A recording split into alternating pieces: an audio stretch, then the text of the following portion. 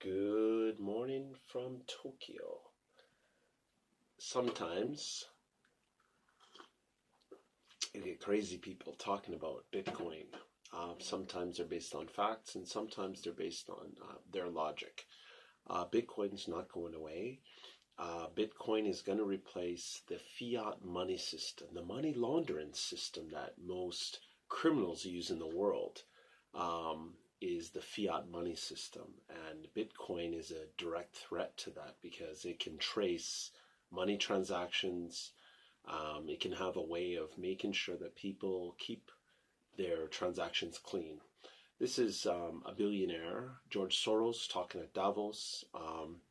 He starts off a little rusty, but he gets going. So let's watch what he says, and then we'll look at some other things. Currency speculator, what do you think of cryptocurrencies? Is Bitcoin a bubble? And do you have a position in cryptocurrencies? Well, cryptocurrency is a misnomer, and it's a typical bubble which is always based on some kind of misunderstanding.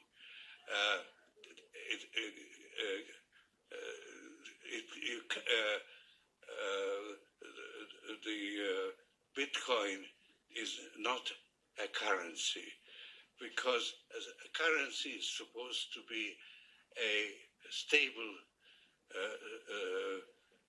store of value, and a currency that can fluctuate 25% in a day can't be used, for instance, to pay wages, because the wages could drop by 25% in a day. So it's a speculation. It's based on a misunderstanding.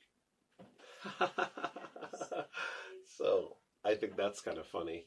One of the things that he points out is you can't pay wages. Cryptocurrencies are not at the stage where you could actually pay wages. So what he's saying is actually truthful.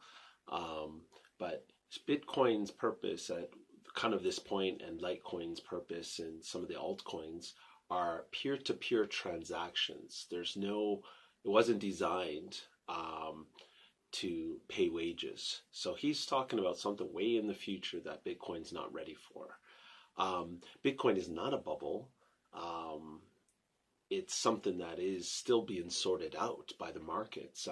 The CME, for example, has the futures of Bitcoin, and they're trying to tank it as much as possible because they make more money by when it goes down. And when you're competing against derivatives that are unlimited funds that can buy out the Bitcoin futures, the idea is, let's make Bitcoin go down, let's buy it at a low price as it goes up, and we'll scare everybody out of Bitcoin. So at the moment, the markets are saying everything's at $11,000. And here's the markets from the weekend. And you can see Bitcoin at the top there is at 11,000.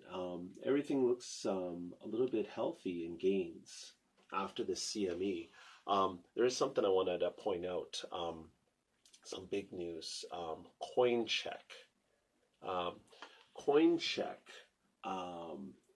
says that it got hacked and $400 million was lost, and that is insane. Now, we can look at some other things also with Morgan Stanley. And this guy, man, I want to, push him in the snow or something, this interviewer, because he kind of leads in questions, but let's listen. Modern paraphernalia. I've said it before, John, and I'll say it again. I think Bitcoin is not going away.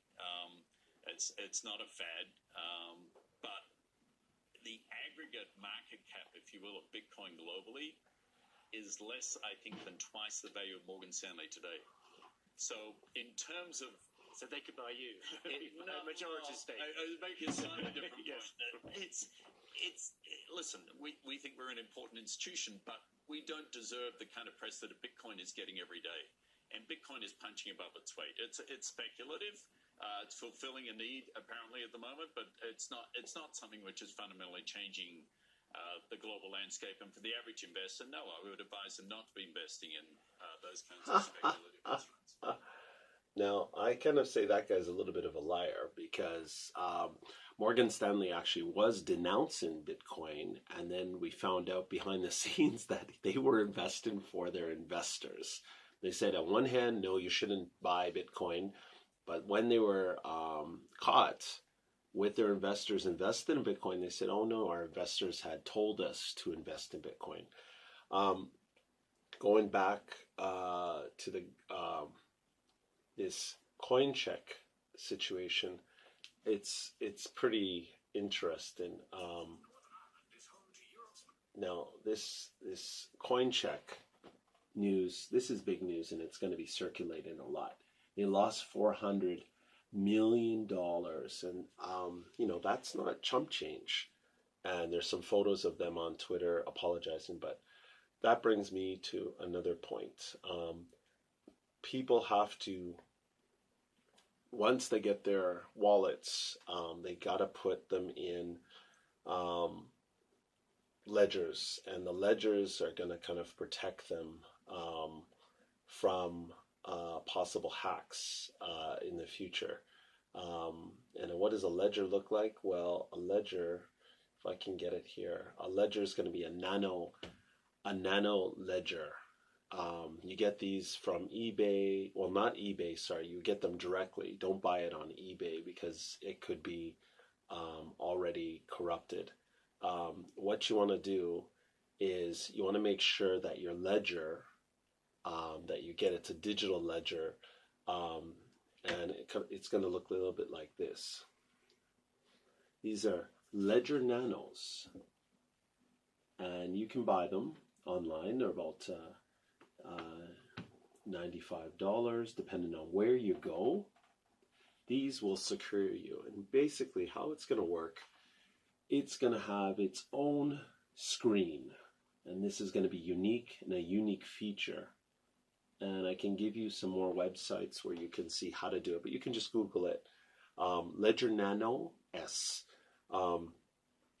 Basically, these are all the things that's in the box. And you say, what do I need a ledger for? So just picture yourself, you put it on the digital wallet, and then somebody could take it. So you put on the digital wallet once you've buy your cryptocurrency or altcoins, and then from there, the ledger is something personal that you can keep elsewhere, and it's really cool.